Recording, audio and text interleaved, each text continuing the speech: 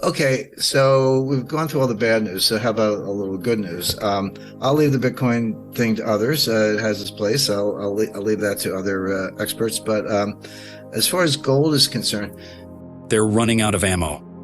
They've been running out of ammo for a long time. And even though no one's really looked into how big this is, if you run the numbers you just put out, this is massive, maybe the biggest in history. And so it's going to get to a point where they literally won't have the capital reserves, because it's all about confidence as well. And if you don't believe that, if you're not confident they have the reserves, then it's no longer about the banks, no longer about the Fed. It's about the dollar. And when the dollar fails, like you said, you got to go back to the 1350s. I don't even want to consider that scenario, because it's the strongest fiat currency in the world. So what the hell? Do we go back to gold? And does Bitcoin go to 1 million? I mean, what else is left? Cattle. I mean, what are people using?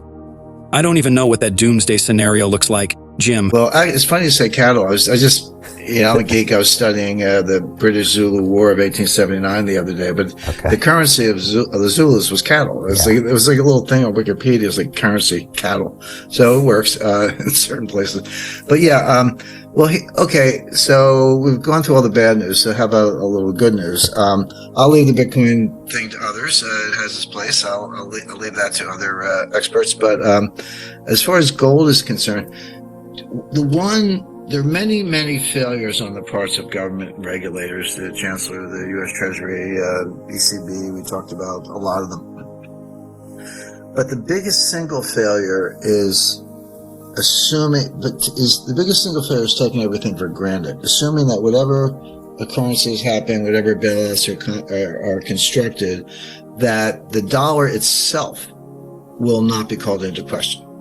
And there is no legal limit on the amount of dollars the Fed can print. There isn't. There used to be. As late as 1968, the Fed was required to keep 25% in gold.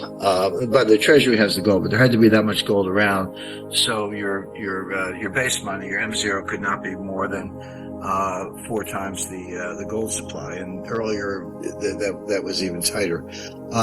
But they abandoned it. This is at the time of the Vietnam War, when Lyndon Johnson just wanted to print the Great Society in the Vietnam War. So they took it away. Since then, there's been no limit on the Fed's ability to create base money. So when you say, oh, well, the bailouts keep getting bigger, and they do, and the money printing keeps getting bigger, and it does. But if there's no limit on that, why can't you keep doing it? And that's how the elites view it. They're like, yeah, we'll just print as much as we can. What's the problem? But there is a limit. It's a psychological limit. It's a behavioral limit. You cross it, what physicists call a critical threshold, where you've gone through the looking glass. It's no longer more of the same with a bigger balance sheet. It's like, you know what? I'm looking at your whole balance sheet. I don't like any of it. Get me out. Yeah. Now, here's where everyday people are much more creative and much more adaptable than the regulators understand. Because I made a close study of modern monetary theory, and I write about that. And Stephanie Kelton, she's the big brain professor at Stony Brook State University in New York. She's the thought leader of modern monetary theory. Also, by the way, chief economic advisor to Bernie Sanders in his 2 campaigns, and chairman of the Senate when he was chairman of the Senate Budget Committee. But that's their starting place. They're like, what's the problem? We can print as much as we want, have as much debt as we want. They actually say debt is a favor to investors. The government doesn't need the debt. Just give us the wire instructions for Lockheed, and we'll send them the money. Why do we have to issue bonds and then pay them? The debt market is a favor to investors. That's actually what they say. But what she's missing, what the advocates are missing, what the Congress is missing, what everybody's missing, is that people will have a revulsion against the dollar. And I remember when I was a kid in the 50s, but not that far removed from the 1930s, there'd always be a great uncle or somebody at the family reunion, and they'd say, being like 9 years old, say, hey kid, don't take any wooden nickels. As advice from your great uncle. Well, I was like, what's a wooden nickel? Well, there actually were wooden nickels in the 1930s. In a town, there was a severe shortage of money. The Fed completely screwed that up. Nobody wanted to borrow. Nobody wanted to lend. They weren't creating any money. And there was a shortage of money. And some carpenter in town would take a dowel and slice it and make wooden rounds, and they would stamp it. It wasn't $5, that was a fortune, 5 cents or whatever. It was a wooden nickel.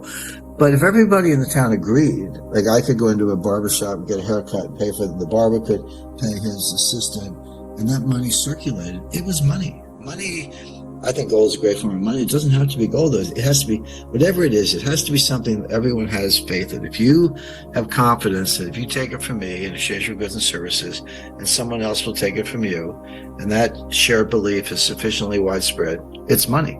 That's all it takes. And so people will go find other forms of money, and they'll do it very quickly because you need money. I mean, you need a medium of exchange. Now, the obvious candidates are gold and silver. I've always recommended American Gold Eagles, 1 ounce American Gold Eagles for as a store of wealth. By the way, I'm not a gold dealer. People always go, Jim's just selling his product. I don't sell gold. Buy it or not, it's up to you. Knock yourself out, but I do recommend it.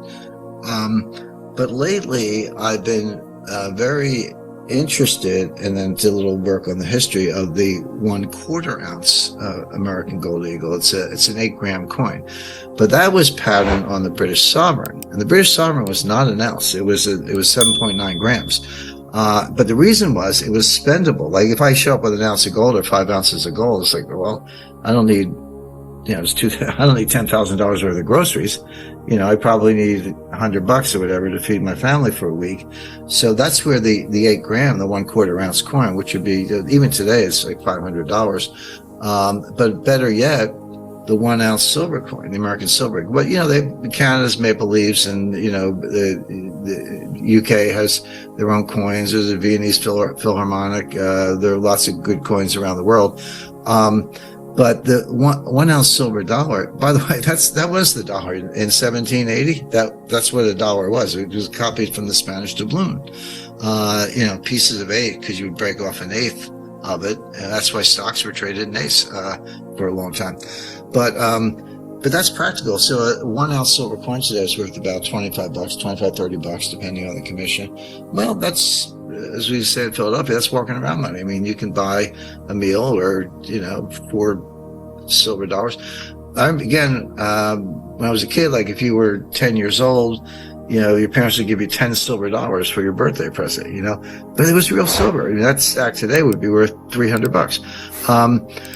But people can go to that. You can get the 1/4 ounce gold coin, which is, in 1910 is a good search. You could board the vessel in Southampton with your purse of sovereigns, go to Shanghai, get off the vessel. That was money good. You could spend that. No, you didn't need traveler's checks. You didn't need anything else.